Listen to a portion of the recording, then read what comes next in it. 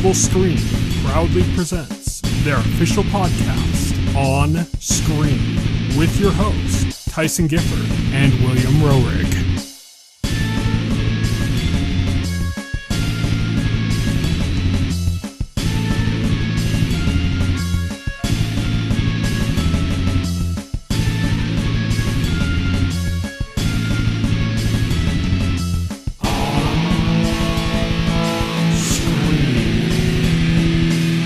Hello, everybody, and welcome to On Zine, the official podcast of Xenoblade Chronicles 3. Oh, I'm sorry. This is On Screen, the official podcast of the TotalScreen.com. My name is Tyson. My name is Will. And today we are going to be talking about Xenoblade Chronicles 3. That's it. That's all we're talking. No, actually, we're going to be talking about Beavis and Butthead Do the Universe and South Park The Streaming Wars, both parts 1 and 2. And then we're also going to be saving a little bit of discussion for Xenoblade Chronicles 3, also a little bit for Live Alive, and some news, including some troubling stuff coming out of Warner. So let's kick things off with our news segment, On Beat.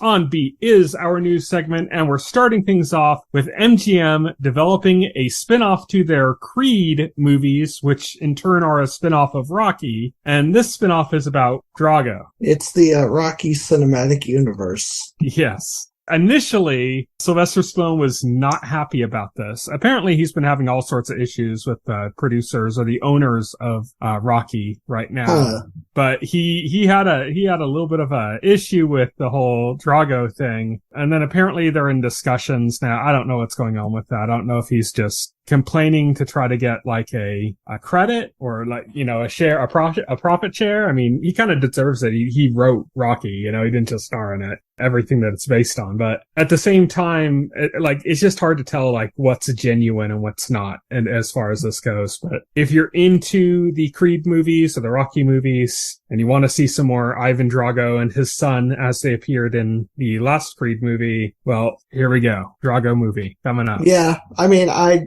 don't have any history with the Rocky franchise. I've never even watched a Rocky film. Some people would be like, think that's surprising. It's just not something I ever had an interest in. I watched him as a kid in that way where you kind of like, you're a kid, so you just kind of wander out of the room every so often and you don't really care. That's how I watched Rocky. Yeah. I might have seen something when I was a kid, but I can't remember. It probably never left a big impression on me to begin with. Mm-hmm. So, yeah, I don't. I've thought about watching the Creed movies. That's about as far as it goes for me. Right, yeah. I just don't have any interest in, like, boxing at all as a sport. The only thing, like, I ever interacted with and involved in boxing was, like, Mike Tyson's Punch-Out!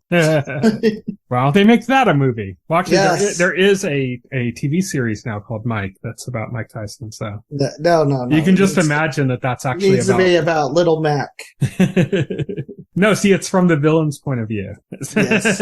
Yes, but it's not legitimate unless we see Mike Tyson fighting King Hippo. Yeah. Maybe he'll fight Butterbean. Same difference. Yeah. Butterbean, yeah. Our next piece of news is that Krysten Ritter, Jessica Jones herself, is set for the lead role in the spin-off/sequel series to Orphan Black titled Orphan Black Echoes. So Orphan Black was a really good show. It was a really interesting sci-fi show.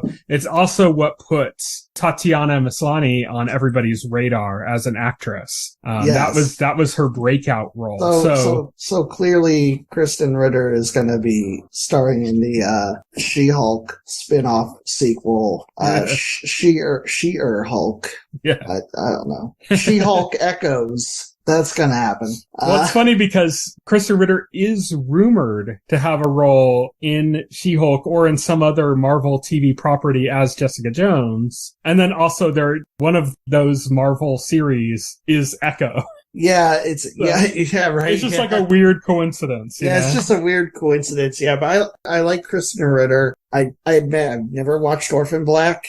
Good show. It's a really good show. It's mostly just good just because Tatiana's so good in it. So Right. But yeah, I'm interested in this. I'm excited about what this is going to be because they said it was a spin-off and now they're saying it's like a sequel series. So I don't know exactly how that's going to play. It was pretty high concept, the series. So it'd be interesting to see what they do as like a follow-up, rather than something happening at the same time or before, because it was pretty high concept. But I like Krysten Ritter and most of the stuff she's done, I've liked her in. I love Jessica Jones. I loved her in Breaking Bad. And there was a really funny show called, did you ever watch Don't Trust the Bee in Apartment 23? Oh, yeah, that's the show I was thinking about. No, I never watched that. That was actually a pretty funny show. And she was really good, like, playing that role.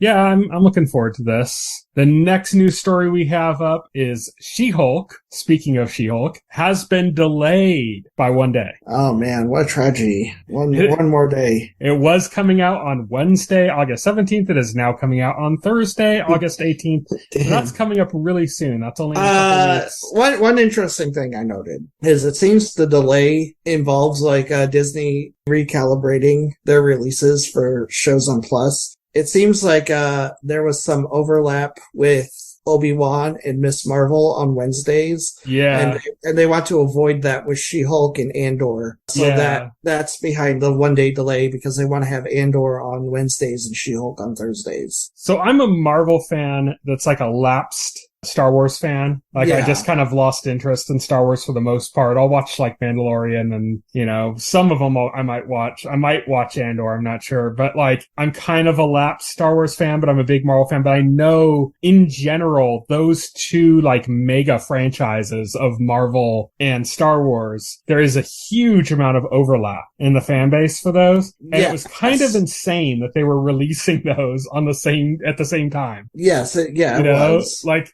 they never thought like we could put them on different days of the week. Yeah, right. Disney forgot every day existed except Wednesday, apparently. Yeah, just very strange, that they did that. I mean, it's strange in general that if they're going to put up all their stuff on one day, that they pick Wednesday as the day to do that anyways, instead of like Friday, like Netflix and Amazon and most people do.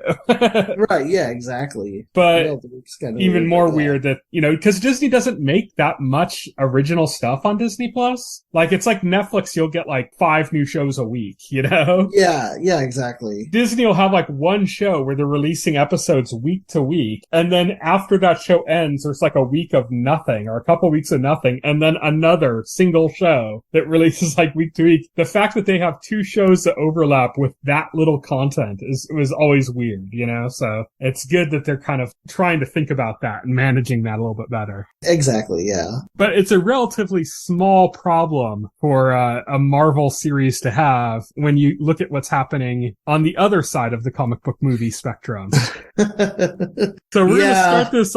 We have a bigger discussion here, but we're going to start it out. We're going to jump off of this with the story that DC/Warner has canceled the upcoming Batgirl movie for HBO Max. It was an original movie, not a series. I believe in the last podcast we did when discussing Comic-Con, I mentioned it was strange that DC Warner did not mention this movie at all at Comic-Con. You did indeed. And at the time, we didn't know why, that they only came with those 2 movies they did, and now we got the why. The thing is, like, why would they cancel it? All reports are saying that it was virtually done. Yes, it just had a few more things to touch up. It's like a $90 million budget movie. It's a $90 million budget movie. Apparently, what is going on, from everything I've read, is the new CEO of Warner Brothers Discovery, David Zaslav, this was created under the regime of Jason Kilar under a plan to create smaller budget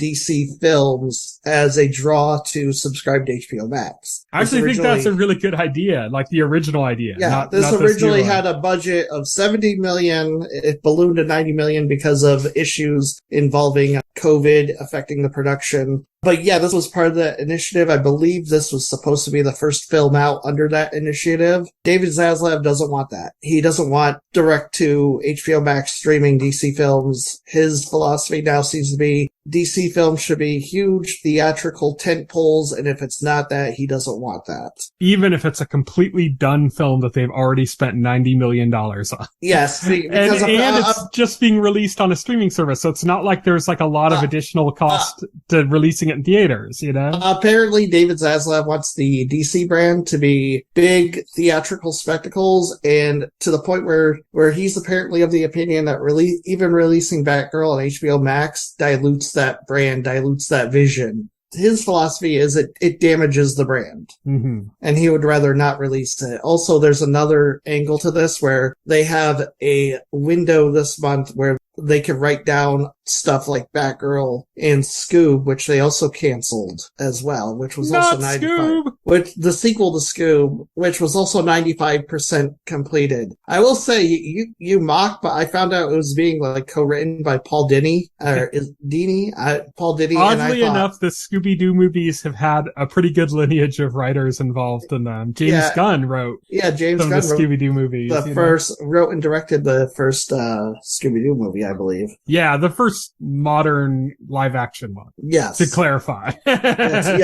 For clarification. He didn't write it in the 70s, or... No. Yeah. A fresh-faced 3-year-old James Gunn wrote the first Scooby-Doo.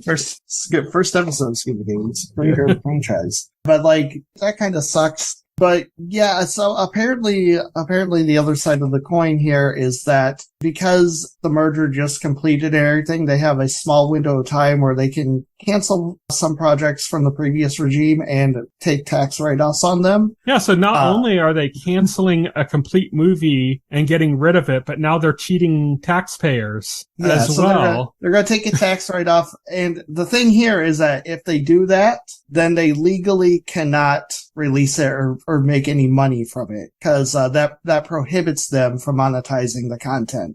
Yeah, we should because note of tax law. We should note that this recent move of, as you mentioned, Scoob was also canceled. Of those two movies being canceled, and most particularly the Batgirl movie, that this isn't like this. There were warning signs that something like this was coming. When Discovery started taking over Warner, when the new CEO was put in charge, one of the early things he did was he said he was basically going to clean house. And one of the early things he did is there was a Wonder Twins movie that I think it had finished pre-production. But I don't know how far along that was also part of the plan to make smaller films for DC films for HBO Max, because this was going to be an HBO Max exclusive film for Wonder Twins, and that got canceled pretty quick. Yeah, he canceled that, and when he did, it wasn't like the comments that were coming out of Warner were not like, oh, this isn't a good movie, or oh, this project wasn't coming together, or oh, we don't like the style of this movie. It wasn't any of that. Because some people are going to think like, oh, good. Well, it's a Wonder Twins movie. Who thought that had nothing to do with it? It was the exact thing that you're talking about with Batgirl, about the idea of big budget theatrical movies. That was the talking point that came when they canceled Wonder Twins. And that should have been our first clue that like there were a lot more things like this coming, you know? It's kind of weird that it took this long for Batgirl to get canceled, so they just kind of let it keep filming for no reason, you know, like knowing that this was their strategy and this was the way they were going to move in this direction. So it's kind of weird. There was a big thing with J.J. Abrams where he had signed a big contract with HBO, and he had a series in development called, and I'm going to probably butcher this name, but it's Demi-Monde. And this project, like the buzz going around in Hollywood and stuff about this project was that it was one of the best scripts that HBO had ever gotten. People were like really psyched for it. They were saying that if he didn't have a deal with HBO, it would have been like a huge bidding war for this property. And then HBO canceled it. They cut it. It was too big budget, and for an HBO Max series instead of, you know.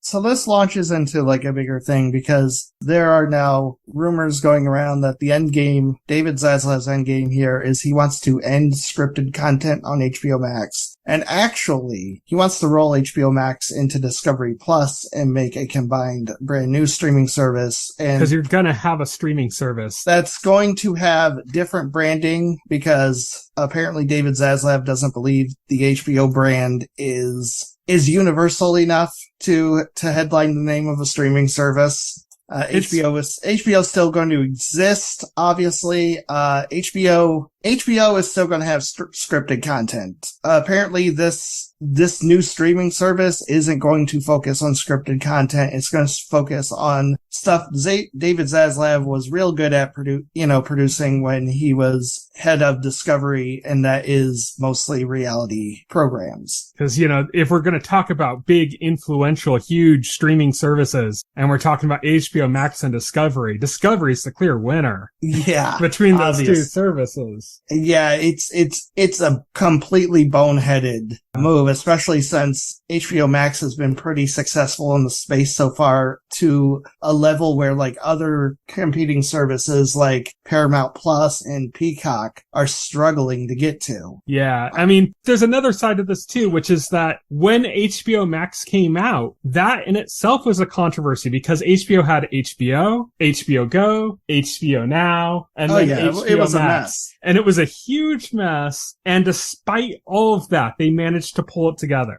It was insane that they were able to pull it together. It was like everything was against them of their own mistakes. Everything was against them. And they still managed to pull things out. I think actually, as controversial as the move was when they did the whole theatrical day and date thing in 2020, I think that was actually kind of brilliant because it brought a lot of people in. I mean, it wouldn't be brilliant to keep it that way forever, obviously, but it was brilliant to do that with movies. It pissed a lot of people in Hollywood off, too. Yeah. To a huge degree. But, that's who cares about Hollywood egos, The main thing was that it brought eyes to the service. And so another thing kind of backing this up, these reports up, is the fact that HBO Max has officially removed 6 of their current original films from the service. These are not great films that, No, they're not great films, but they were films that were produced by Warner Brothers for HBO Max, and they're gone. They're just literally throwing them out. Yes, which kind of suggests that they're committed to this bit of, no more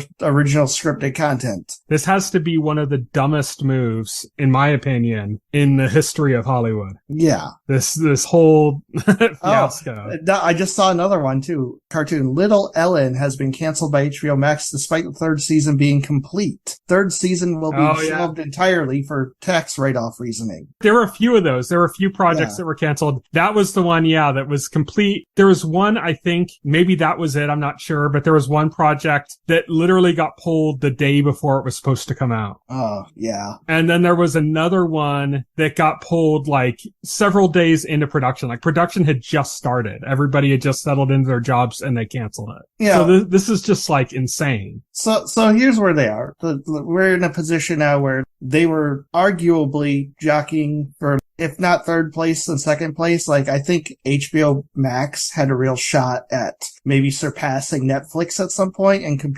being the second choice to compete with Disney. Well, I mean, that's getting ahead of yourself because Netflix is ahead of Disney, so. Yeah, currently. By quite a bit. Yeah, currently. Currently, but still by quite a bit. I think, like, projection-wise, I think Disney is going to surpass Netflix at some point. They could, but they don't have the output Netflix has. But that's neither here nor there. I mean, that's like an off point. Yeah, this is an off discussion that I don't want to get into. I'm just saying they were in a good spot. Yes. And now they're going to start fresh with a new streaming service. They're going to start at the bottom again. Yeah. Look at how much money and effort Amazon's putting in to try to compete in this field. You know how much Amazon would kill to be in like HBO Max's position? Oh, absolutely. And then to use that as the base point to really jump off and get moving. But no, like they're spending billions on their content, on singular properties, to get their service running. It's insane. It is just absolutely nuts. Yeah, I have no idea what the plan is, what the logic is, other than like the CEO coming from Discovery Networks might be biased towards, what he was doing before the merger. I'm just going to take a shot in the dark and say that I think he's a narcissist. Yeah. And this is like showing that, That's about what I have to say about that. But man, what an absolutely batshit crazy couple of days this has been with this story as it unfolds. Yeah, like I sent you that meme that was like, Marvel Studios, buckle up because we're releasing 73 movies next year, and Warner Brother Batgirl's canceled, by the way. Yeah. Well, that there was Sony like, please see Morbius again. Yeah, please see Morbius again, yeah. Jesus, man. I swear, like, it's almost criminal. I mean, it kind of almost is criminal in the sense that they're going to do this as a tax write-off that, like you mentioned, that's bullshit. It's like, I don't like coming off as a Marvel fanboy, but they don't make it easy not to be. Yeah, Jesus. Yeah. You got to feel bad for anybody that was trying to work in DC. And it just feels like James Gunn got out at the right time. I mean, he's still technically got a toe in the water. He's got a toe. Supposedly he has supposedly he has a third season of Peacemaker and 2 other shows like in the works. And to be honest, but he's spread it out where he's going to be doing other stuff. Like he hasn't wrapped his career around DC. I think Peacemaker might be safe. I think that might be rolled into an HBO original programming. There's rumors that HBO programming is going to be going back to a cable subscription. So stupid. Yeah. It's like, God, if you pay attention to like the cord cutting movement and the numbers and the way they're shifting, going back to a cable subscription is like the dumbest thing. Yes, but it is. Again, we're seeing that this is the kind of people that are making these choices don't really seem to be that bright. I hope they all lose their jobs. Because in other news, they fired off a bunch of people. Those were the people that should have remained. Yeah, exactly.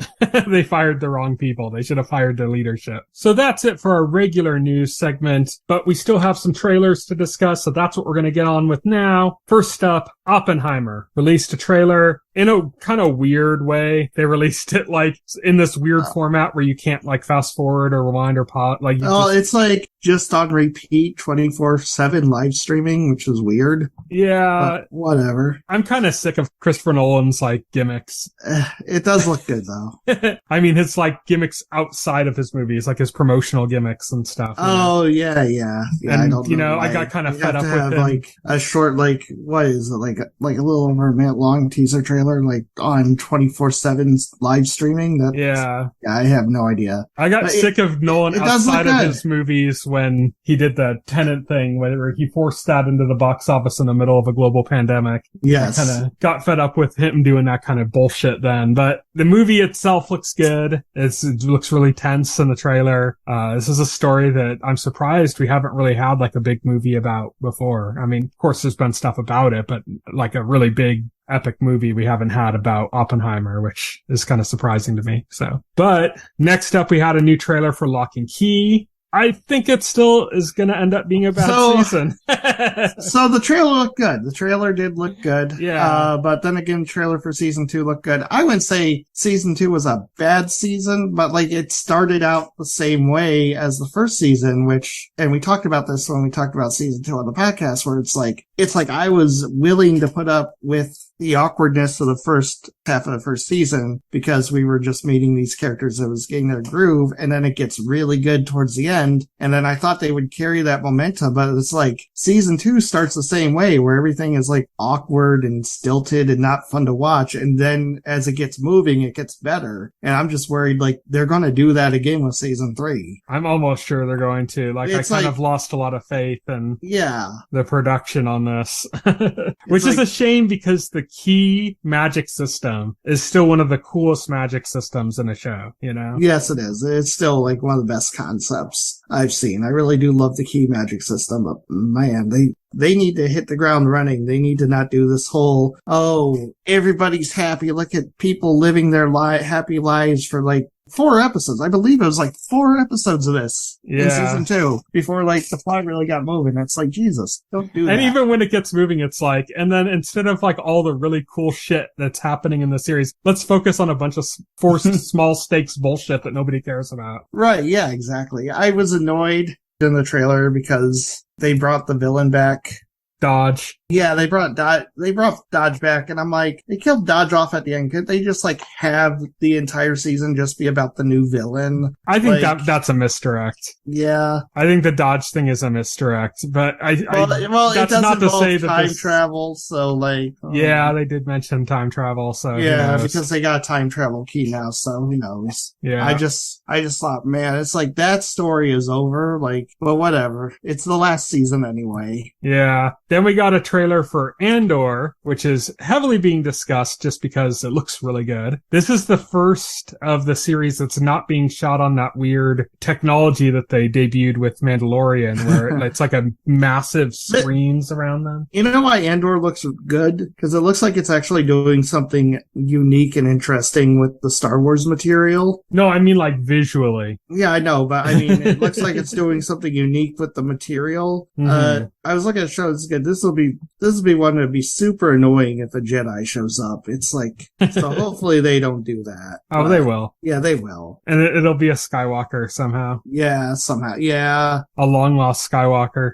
But Andor, I mean, it continues to look good. I think all the shows trailered well. All the Star Wars shows have trailered very well. So we're going to have to see what it actually looks like when it comes out. Yeah. And then we got a trailer for Cyberpunk Edgerunners, the anime series. Looked really good. I'm a huge fan of Cyberpunk 2077. I know a lot of people had issues with that game. I had none. Well, the game had issues. You can't deny that the game had technical issues. I played it on Stadia. I didn't have that many issues on it, honestly. Like the major issues people had, that was mostly like PS4 and Xbox One that were having like the really bad issues. It was still glitchy, but like to me it was like no more glitchy than like Skyrim at launch or something. I believe if you play it now, it's fine. Like a lot of the issues have been ironed out. It's practically another game now. It's like been completely reworked. There's so much that's been changed. It's just a victim of like releasing in a state it should not have released in. Yeah, it's an issue of management getting ahead of creative. And I think that unfortunately has led to like people like overlooking like the game's positives. Yeah, like the story. Yeah. It's got a phenomenal story. And you know what, like Edgerunners, I'm kind of like skeptical of adaptations these days. But Edgerunners looks legitimately cool. Like, I watched the trailer, and I know it's good to me, because, like, I haven't played Cyberpunk yet, but I watched that trailer, it's like, I would watch this even if there was no Cyberpunk video game. Yeah. I mean, this isn't an adaptation, it's in the same universe. Yeah, which I think is smart. Which I think is good, because, Cyberpunk does have an interesting universe. I mean, Cyberpunk itself it's based on a pre-existing role-playing game, so it's like the universe existed before the video game did. Mm-hmm. It was the same thing with The Witcher. CD Projekt Red did not invent The Witcher. They just made it. Yeah. But if they did like a Witcher spin-off video game, and it was done by CDPR, you know, it's like, there are things that they brought to the table, you know? Yeah, there are things that they brought to the table, yeah. You can't deny that. Yeah, and that's going to be the case with Edgerunners as well. There are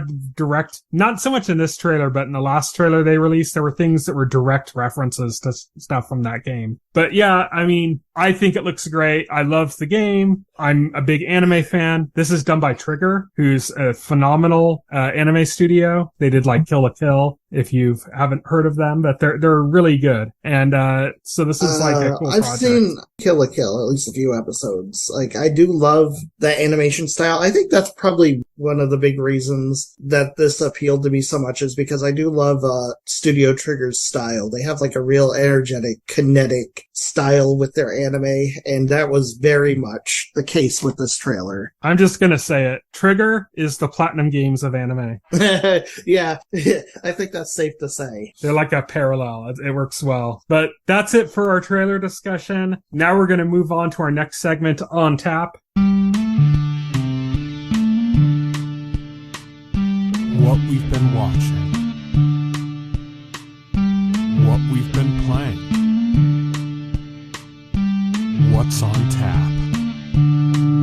On Tap is where we talk about stuff, but not in full spoilers. We kind of just talk about it a little bit briefly, go over some systems, go over some little details about things and general impressions without going into full spoilers, because we have a separate segment for that. But today on Tap, I'm going to be talking about 2 Switch games that have recently been released a week apart from each other. First was Live Alive, and then Xenoblade Chronicles 3. So starting off with Live Alive, that came out a week before Xenoblade Chronicles 3. I tried to just push through and finish this game before Xenoblade Chronicles 3. It's a 9-chapter game. I got through the first 8 chapters, and then I'm like, I just don't have time to do the last chapter. So it is now sitting on my back burner. That's not because it's not good. That's just because a much bigger game came out. Live Alive is a remake of a classic SNES RPG that never was released in the West. So not in America, I believe but just nowhere. I believe it released in Japan for Super Famicom in 1996, and 96 was the year Nintendo of America was getting ready to launch the N64. They had basically ditched the SNES.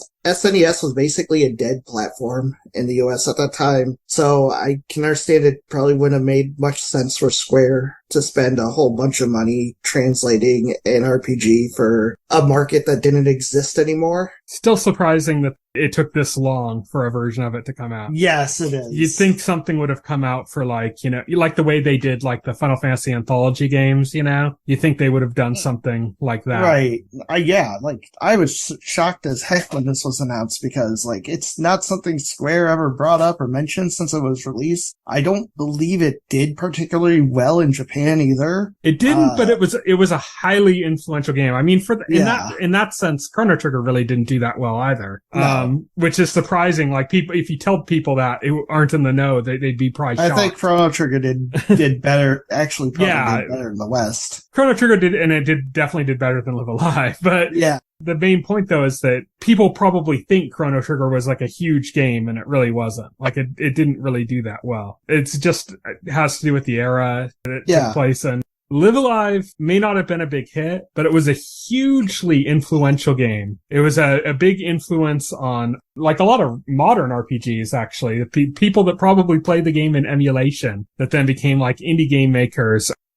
Undertale was heavily influenced by 2 JRPGs. One was Earthbound and the other was Live Alive. And the main theme, or the final boss theme in Live Alive is literally, or in Undertale is literally named after the boss theme from Live Alive. Toby Fox is one of those JRPG nerds. Yeah. Where it's like, I like esoteric Super Nintendo RPGs. Yeah. But the other interesting thing is that Octopath Traveler, which ended up actually being a fairly good, like, sleeper hit. Like, it's not like a huge hit, but it did well. Debuted this whole HD 2D art style that everyone's so gaga over that Live Alive is actually using. And that game was heavily based on Live Alive, which is kind of ironic that, like, you almost think like they should have just made, like, Live Alive 2. That should have been Octopath Traveler, because it's like so similar. I mean, there are key differences, and the main one being that Octopath Traveler, everything kind of took place in the same world, whereas Live Alive is like these separate vignettes that take place in different time periods, and those little chapters are radically different from each other. Like, the gameplay's radical. Like, they all have the same basic combat system, but the way it's utilized is completely different. Some of them you don't even, like, do combat in. There's a chapter where you control, like, a little cute robot, and it's kind of crazy that it's such a chilling chapter. It's, like, heavily inspired by, like, Alien. And so, like, even though you see this cute little robot mascot, it's like a horror chapter. And it's not like a horror spoof. It's like, it's genuinely pretty disturbing. And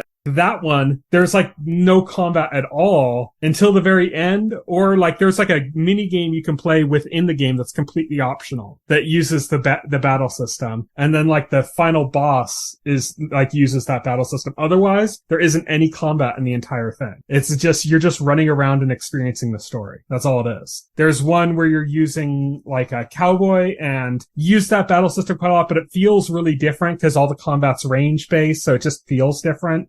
based on the way it's used. And most of the game is honestly just going around the town and setting up traps and stuff. And it feels very much like a Magnificent Seven type, gunslinger comes into a small town and saves them from a band of bandits kind of thing. Typical Western trope thing.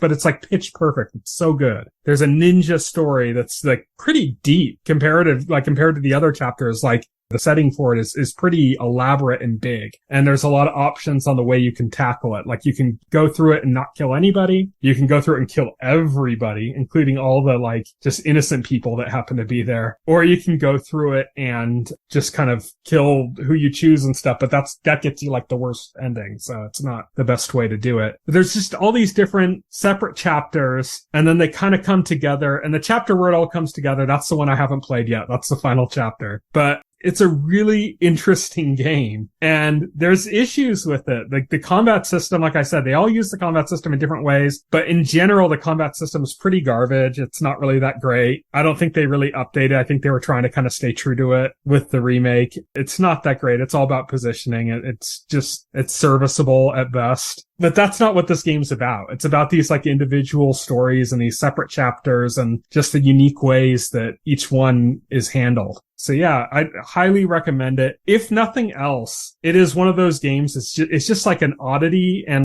a museum item. If you like JRPGs, this is in the museum of RPGs that you need in your library. Nice. And so what about Xenoblade? So Xenoblade came out a week after Live Alive. I stopped playing Live Alive so I could go into Xenoblade Chronicles 3. I'm a huge fan of Xenoblade Chronicles 1. I was okay on Xenoblade Chronicles X, and I was pretty severely let down by Xenoblade Chronicles 2, but I played them all. The only one I haven't played is Torna. I just never got around to it. When the trailers and stuff started coming out for Xenoblade Chronicles 3, I had my doubts because it was heavily implied that this was going to be like a crossover game. And I'm just not really a fan of like crossover games, especially RPGs, because usually they're not that strong story-wise. It's just like an excuse to cross them over. And it makes it more about the battle systems, and the story is really kind of unnecessary and uninteresting. So that was kind of my concern when we were first seeing stuff about Xenoblade Chronicles 3. I thought that, and I thought, is this going to be like more like 2 than 1? It's kind of the opposite of all of my expectations. And I remember I made like kind of a mental checklist of like things that I wanted in a new Xenoblade game. And it's kind of delivering all of it. Like nice. Everything I wanted from a Xenoblade game, it's kind of giving me. It's been getting great reviews,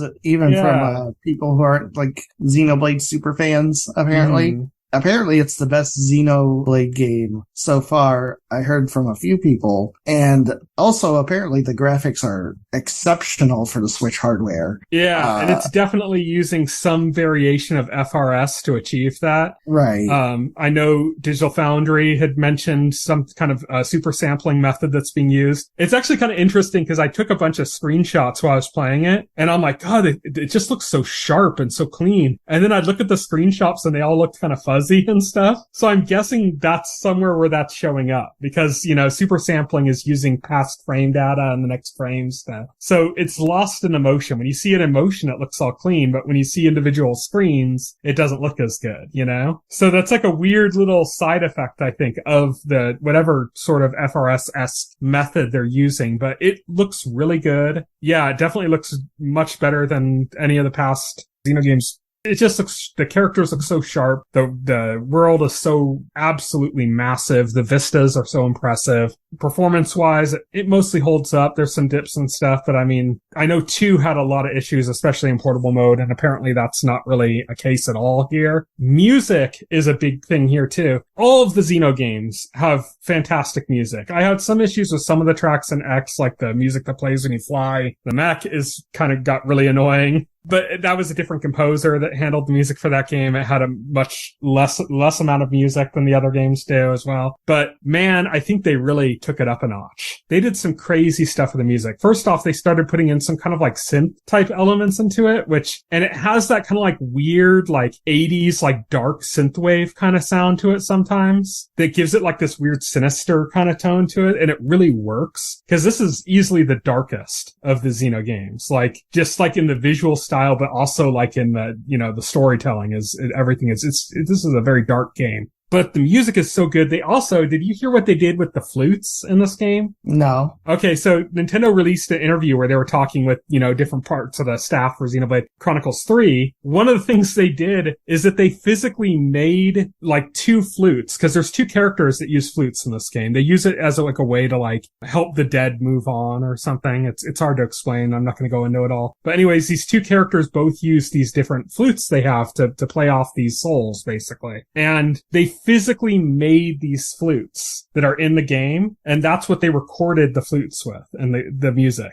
So the flutes you're seeing the characters using in the game, like they literally made them exactly the same dimensions, everything. Like same paint, same design, the whole thing. They made them exactly the same, basically, and recorded the music using those flutes. It's kind of a phenomenal touch of detail, and it sounds really good. Like the 2 flutes have 2 very distinctive different sounds to them, and they work really well together, like better than they do apart. And it's just like a really smart way of like adding that extra bit of depth to something like music, which, is usually just, is it good or is it bad, And here they actually like kind of made like a direct tie-in to the world. It's fantastic. All of the systems in the game, if you've ever played a Xenogears game, you know that it just overwhelms you with the amount of like systems that are in place. There's way more in this game than there ever have been in the Xeno games. It's overwhelming, but they tease it out. Like, I'm almost 40 hours into the game, and they're still introducing new elements here and there. They're just very slowly bringing them out, like adding in new stuff here and there so that you have time to digest it before you get something else. But there's so many systems. Every system that's in place, like every single ones from past games and new systems that they've made, are completely overhauled and polished and refined. It's insane the amount of work that must have gone into this game. Right, yeah. So, yeah, I mean, it sounds exciting. I want to get in on the Xenoblade hype train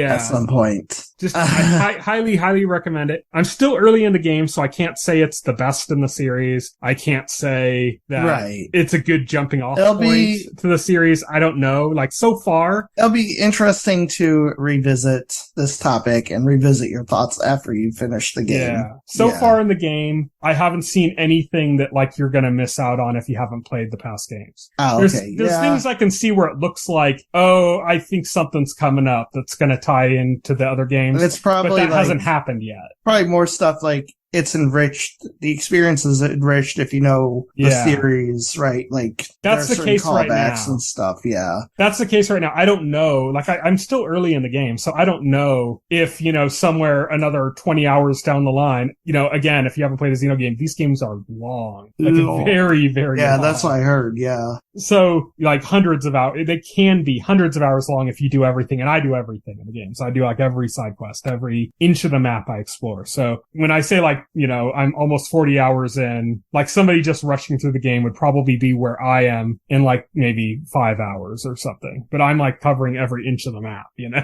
But I don't know if it's a good jumping off point or not because I haven't gotten through the game yet, and I don't know if there's going to be certain points that are going to hang people up and cause issues if you haven't played past entries. But right now, from where I'm at, like I'm 3 chapters in, there are no issues like that. So I'll keep you guys updated if any of those end up coming about. But right now, it's fantastic. It is easily my game of the year so far. So we'll have to see how it pans out with the rest. And there's some big games coming out still. A lot of games with 3 in the title coming out this year that I'm very much looking forward to. Can you guess 2 of them? Bayonetta 3 is one of them. That's one of them. I have no idea. Pokemon, obviously. No. Splatoon. Oh, yeah, Splatoon 3. Yeah. I have 2 other 3 games coming out that I need to see if those are good. And there's probably like 4 other games with 3 in the title somewhere. Right. This is like the year of 3s. Yeah, it's the year of 3s, exactly. Xenoblade 3, Bayonetta 3, Splatoon 3. At least on the Switch, it's the year of 3s. Mm-hmm. Even Live Alive is kind of like the 3rd main HD 2D game. Yeah, that's fair. So there we go. It's the year of 3s. So that is our On Tap segment. Now we're moving on to On the Horizon.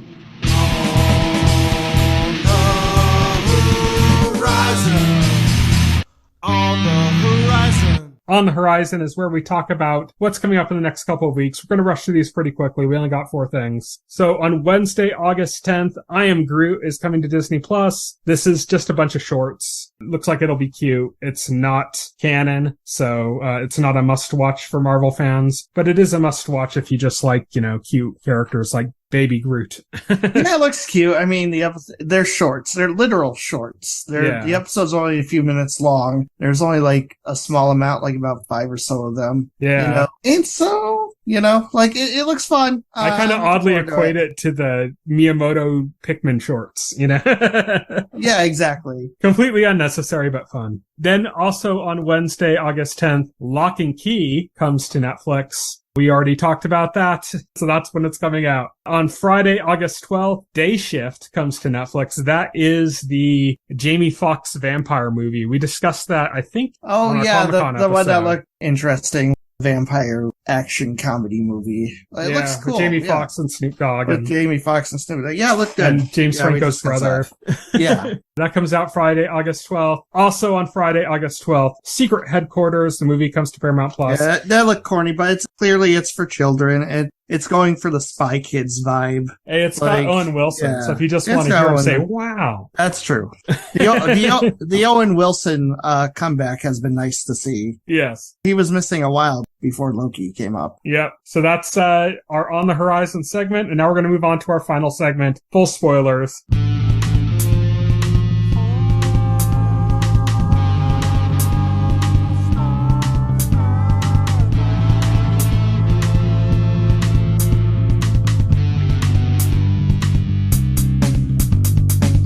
We're going to kick things off with South Park, The Streaming Wars, Parts 1 and 2. This is the Streaming Wars saga. So I watched the first one a while ago. You hadn't gotten around to it yet. Then we decided to do it. You watched both of them now. And I just recently watched, last night, watched the second one. What are your thoughts? I want to say part 2 was better than the first part. Yeah. Just because, part 2 had the better jokes. But overall, I found them to be pretty mid. It didn't seem like the commentary was as biting as South Park usually is. It seemed kind of loose, you had to kind of dig to figure out what it was almost, Some stuff was pretty obvious, but even the more obvious it got, it was but how does this part relate? And why is this part here? This doesn't seem to fit, I loved the villain being obsessed with urine and starting his own urine-based streaming service, because it's a pun, because the whole thing is they're commenting on climate change, which they're continuing the man bear pig gag from the Al Gore episode of South Park. Episodes. The Al Gore episodes, of South Park. They're continuing that gag with man bear pig being a major character in this movie. And the whole thing is a pun because the idea is that Colorado is having to ration the water supply because of man bear pig wreaking havoc on the rivers or something in Colorado. And Stan and Token's father are both weed farmers up in the mountains, apparently. And so they have access to the streams and the water coming from those streams that they're using to grow their weed crops. And they get informed that they have the right to sell some of their rights to the people in Denver. In a really convoluted and ridiculous way. And they end up being called streaming services. Yeah. That was probably the best part of the whole set of these two movies, was just in the general concept of equating streaming services with, water shortages. Right. Yeah, exactly. That was the most clever bit. And it happens very early in the first episode. It's okay, I get it. and there's a misdirect because there's this rich guy who comes in and starts buying up all the land, and you think, oh, this is our main villain. But the villain turned out to be another character who was introduced pretty on, who just seemed to be a joke character because he's this water park owner. He was in a previous episode of South Park too, where he had he had this water park, and there was a pee disaster where the pee level got too high in the water. So he's a returning character, but they kind of made him a villain in this one. Yeah, he becomes the main villain of the movie. Even though it's split into 2 parts, it's 2 hours. I consider it one movie. Yeah, they're kind of specials more than movies, Yeah. Yeah, they're both an hour long. But yeah, he becomes like the main villain, and he's completely obsessed with urine to the point where like he wants to replace like all water with urine instead. Yeah, it's his commodity that he controls entirely. Yeah. And so it turns out he was responsible for using Man Bear Pig to destroy the rivers and cause the water shortages. And he manipulated Stan and his neighbor into starting the streaming services and shit, just to cause chaos and to convince everybody to go all in on his urine water park. The first one seemed to be kind of more trying to kind of stick the messaging on that, you know? And then in the second one, they were just kind of trying to wrap up that story and at the same time just really bitterly and heavily attack celebrities that have endorsed NFTs and cryptocurrencies. It kind of felt to me like the first hour was like set up for all the gags, setting up the situation and the plot and the characters and stuff and where they're at, and then paying that off in the second part with the jokes. Because like in the first part, Stan is being called Karen because he's acting like a giant Not Karen. Stan, Randy. Oh yeah, yeah. Randy Marsh. Yeah, Randy. Stan's dad. Yeah. Yeah, Stan's the kid. Yeah, Randy is acting like a big Karen to the point where like all the characters call him Karen and stuff. And it's funny at the time, but it pays off at the beginning of like the second part because he wakes up in the hospital or something and the cop's telling him he went nuclear Karen. And it just shows this montage where like, oh, you really went off at the airport. And then like in Morocco and then in Tibet. Yeah. Yeah. It's funny because they even do they make it like a bit of like a werewolf parallel. Like the idea of like waking up and going, where am I? What's going on? Yeah, what's going on? In the aftermath, you know? In the aftermath of it, yeah. I want to see the manager. And then the second part's where you get like all shitting on the celebrities endorsing crypto because they have all these celebrities endorsing PP's water park, like the urine. Primarily Matt Damon. Yeah, primarily Matt Damon. But also Damon like Larry and Gwyneth David Paltrow, and Gwyneth Paltrow, yeah. And Reese Witherspoon. Yeah.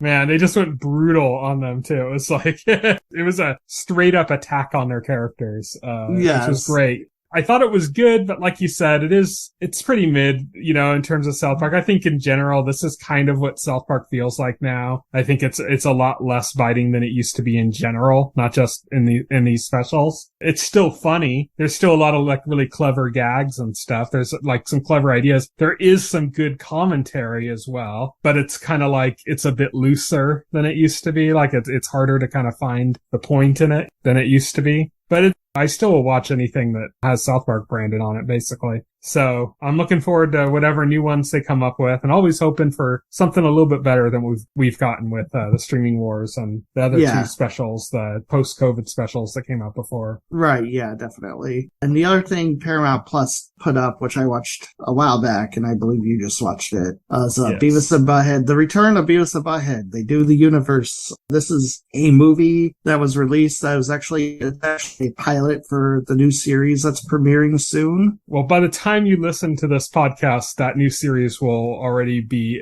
I don't know how they're releasing it, if they're doing one episode at a time or if they're releasing it once, but at least the first episode will be out by the time you hear this podcast. Yeah.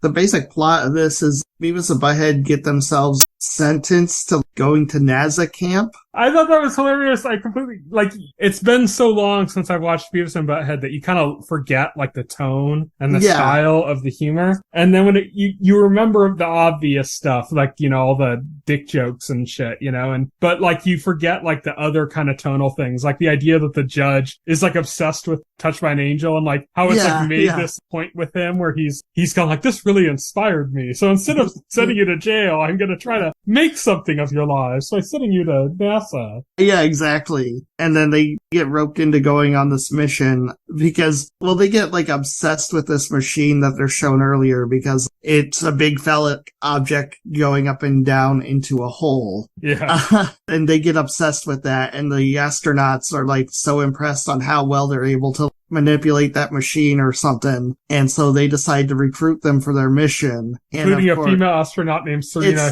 Serena is like the head astronaut. Unfortunately, doesn't realize that she's basically implying that she's going to sleep with them. Well, because she points at what they're doing with the machine, says, I want you to do that with me in space. Yeah. And they're like, whoa. So this journey, it's basically, as you said, that this is a setup for the new series, we're not going to break down every plot element here. The basic idea is that they go to space, they get sucked into a wormhole, they get dropped in 2022. 2022. Our current times, and that's a setup for how they're going to be in the present. Right. But they have to resolve some things before. Well, there's that's this what the hilarious movie gag is where resolving the setup. These interdimensional versions of Beavis and Butthead who are like smart Yes, Beavis and very Butthead. humorous. Very humorous. Yes. They show up and they tell them that they have to reach like the wormhole or whatever within this time limit before it closes, and they keep moving it closer to them. So they get it, but like they're obsessed with finding Serena and having sex with her. That's literally all they care about for the entire movie. And in like 2022, Serena is now like a politician running for office, and she finds out about them, and she wants to like capture them and have them killed. Because what happened is like when they went into the wormhole, they kind of died under her watch. Or at least that's what she thinks. Or at least that's what she thinks. And so she thinks like these guys coming back is going to like expose the crime she committed and getting rid of them and ruin her chances of getting elected. Kill her political career and get her maybe in jail and stuff because for murder or attempted murder. Yeah, exactly. So there's basically, you have Beavis and Butthead trying to find her to score with her and just being utterly confused by everything because they're idiots. Yeah. And being sent around in random directions, kind of almost like by the hand of fate itself. Because they just end up stumbling into the right direction sometimes. One of the running gags I loved was Beavis being confused by Siri and thinking she was Serena talking to him. He was in love with Siri. I don't understand Butthead. Yeah. And it's like, yeah, me neither. Sometimes I think, I don't understand that guy. Yeah. Rather than just scoring with her, he's actually in love with her, but it's actually Siri on the phone that he's confused about, and thinks he's talking to Serena. So that's kind of like leading him around by just miraculous accident after miraculous accident to sending them into the right direction. Yeah, which is very typical Beavis and Butthead. Yeah, very typical. Yeah, because they keep narrowly avoiding both the cops and Serena at the same time. Well, not cops, it's the government. The government that's looking for them, because the government thinks they're aliens. Yeah, and then that's typical, like, MIB style, like they want to dissect them, Yeah, exactly. So Serena wants to kill them. The government wants to dissect them. They end up actually meeting up and laughing as they discover that instead of fighting each other this whole time, they could be working together because they both are after the same thing. Yeah. But yeah, it's just a crazy adventure after crazy adventure of little things along the way that guide these three different groups and then end up with it turning out that anything could have ended this issue because even the multi-dimensional Beavis and Butthead that are the smart Beavis and Butthead, they're still Beavis and Butthead, so they're still not that bright. Yeah, exactly. Because they were saying like the universe, like all the universe would be destroyed if they didn't get into the wormhole, and then if they didn't go back to their own time through wormhole, and then they end up sending Serena's assistant through it at the end of it, and then it closes uneventfully, and then they're like, oh, well, I guess anybody can just went through that then. It's fine. He's all, we could have thrown a brick through there. Yeah.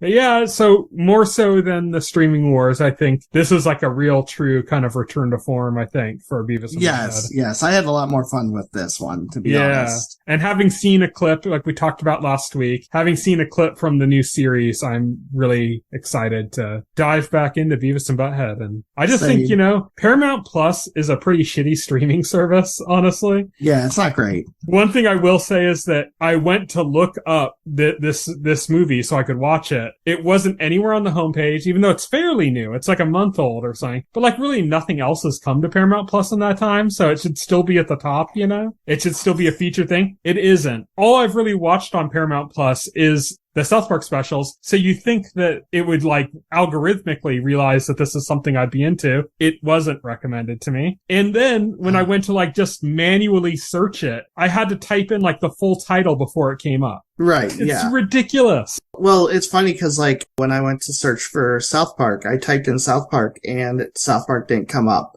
It did pop up, and I was like wondering, wait, is search broken? And so I went back, I searched for something I knew for a fact was on the service, I searched for Scream because like I watched that like a week or two ago, so I knew that should come up, and it did come up. It came up with South Park. I was like, really? Yeah, it's a mess. Like, we used to joke about how much of a mess the interface was for Amazon. I wish we had Amazon's interface. I just don't know, like, how the hell you have, like, a completely broken search feature, but whatever. Yeah, it's just a total mess. The search doesn't work correctly. The algorithmic recommendations don't work correctly. And they're not even featuring their most prominent content. It's crap. It's really bad. Here's your solution, Paramount Plus. Here's what you can do to make up for having such a shitty service on a technical side. Just go back to all the animated, like, stuff from MTV in the 90s and just make new stuff of that. There you go. I want a new season of The Head. I want new Liquid Television. Right, new Eon Flux. Yeah.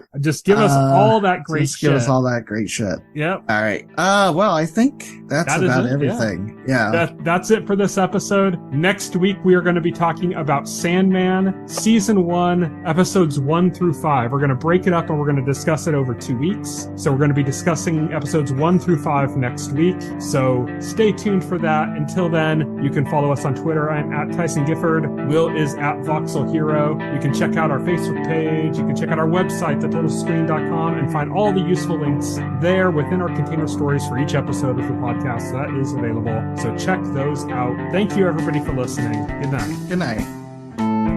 Thank you for listening to the OnScreen podcast, the official podcast of The Total Screen. Visit our website at thetotalscreen.com.